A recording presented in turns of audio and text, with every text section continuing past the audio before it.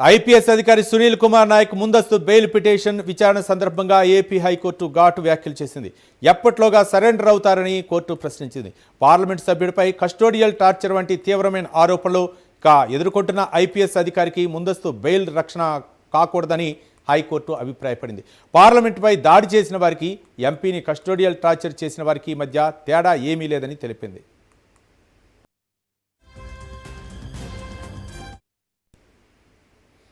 అలాంటి ఘటనలో పాలు పంచుకోకుండా ఐపీఎస్ అధికారి తనను తాను నియంత్రించుకోవాల్సిందని, ఎంపీని టార్చర్కు గురి చేయబోతున్నారని ఆయనకు బాగా తెలుసని హైకోర్టు పేర్కొంది.